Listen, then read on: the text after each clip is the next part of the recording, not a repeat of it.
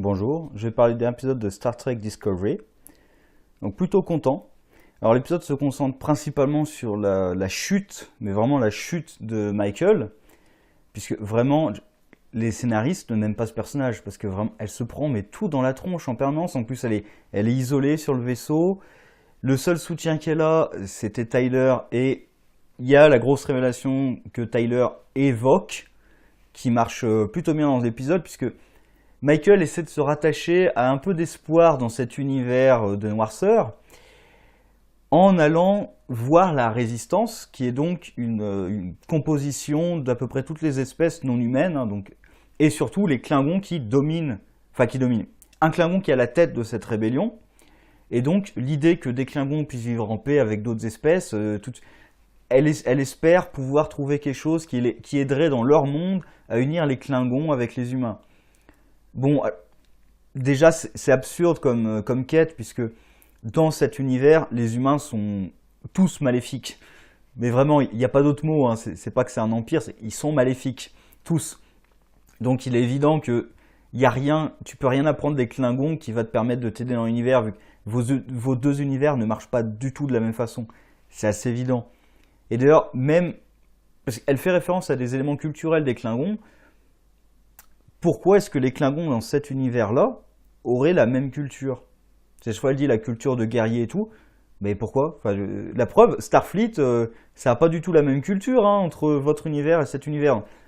Au final, il n'y a aucune raison que les Klingons aient la même culture et le même comportement que dans l'univers principal. Donc.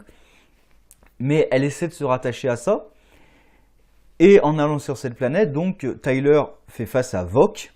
Alors, j'accepte, hein, toutes les coïncidences ultimes, mais c'est vraiment l'épisode de la coïncidence, parce que il y a Sarek, il y a Voq, comme par hasard. Alors l'empereur, je pensais à elle pour l'empereur, encore une fois, pour encore mettre une claque dans Michael, parce que vraiment c'est l'épisode où elle se prend les claques les unes après les autres. Donc Tyler, qui face à Voq, enfin se souvient de qui il est, de Voq. Et alors par contre, je suis pas tout à fait sûr à la fin, puisqu'on le voit quand même un peu lutter entre Voq et Tyler. À la fin, j'arrive pas à déterminer, quand il dit vous auriez dû me laisser mourir ou vous auriez dû me tuer, peu importe, j'arrive pas à déterminer si c'est Tyler, la personnalité de Tyler qui parle, ou si c'est Voq, voilà, qui dit vous auriez dû me tuer parce que je vais tous vous tuer quand j'en aurai l'occasion. Je sais pas laquelle des deux personnalités parle, ou si les deux personnalités se mélangent, si elles finissent par se mélanger. Donc, ça, j'arrive pas bien à savoir, on verra dans la suite. Donc la résistance, en plus, Michael qui pensait pouvoir aider cette résistance pour apporter de l'espoir dans cet univers, eh ben non, la résistance est complètement massacrée sous ses yeux. Enfin, on peut imaginer qu'il y en a peut-être certains qui sont enfuis, mais je pense pas. Non. Ou alors vraiment quelques-uns, et ils vont penser peut-être que Michael les a trahis. Donc voilà, enfin, bref.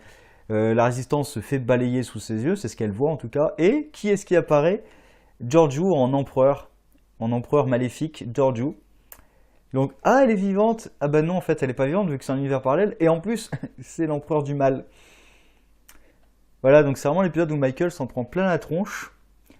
Et ça marche très bien, je veux dire, la descente aux enfers de Michael. En plus, il y a Saru comme esclave. Donc, vraiment, c'est lourd pour elle. Ça marche très bien.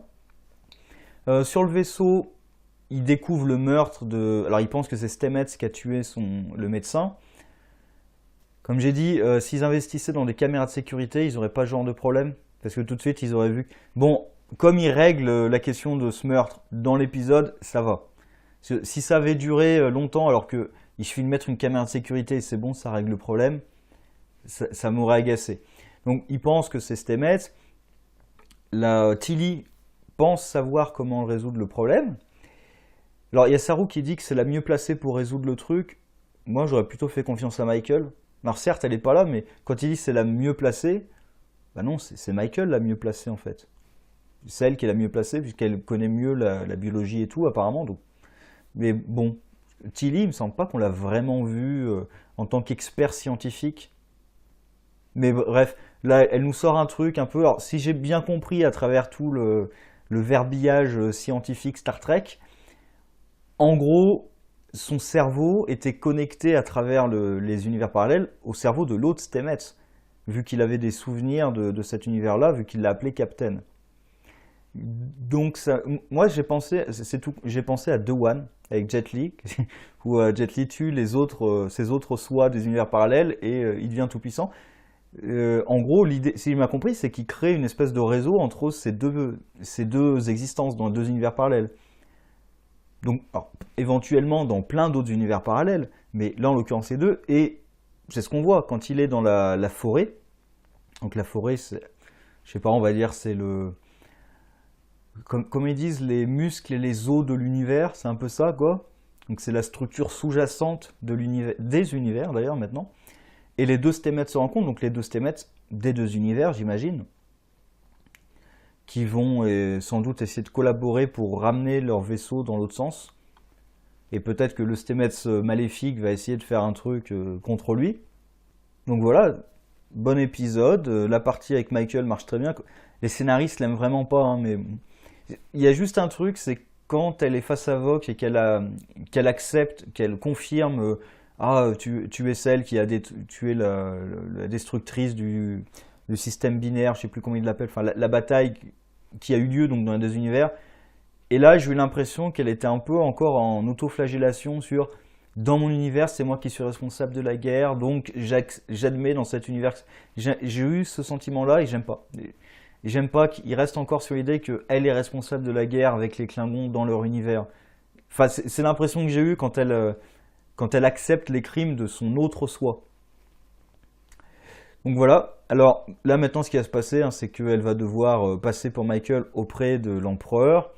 Alors je vois pas comment elle va pouvoir justifier qu'elle n'a pas attaqué la planète tout de suite. D'ailleurs, même face à ces hommes, je vois pas comment elle peut justifier de ne pas avoir attaqué la planète. Je veux dire, attendre 1 heure, faut le justifier quand même. C'est pas parce que tu es la supérieure hiérarchique que ça va passer. T'as un ordre de l'empereur, t'attends 1 heure. Il va falloir pouvoir le justifier ton truc. Et Lorca qui continue à se faire torturer, donc qui est plus tout à fait en état de réfléchir et tout. Et le vaisseau, donc le Discovery, qui a les informations sur le Defiant. Alors il faut encore qu'ils les décodent. Donc, est-ce qu'ils vont passer un épisode à les décoder et qu'ils vont avoir les informations que dans l'épisode suivant? On verra. Donc bref, pour l'instant ça marche très bien.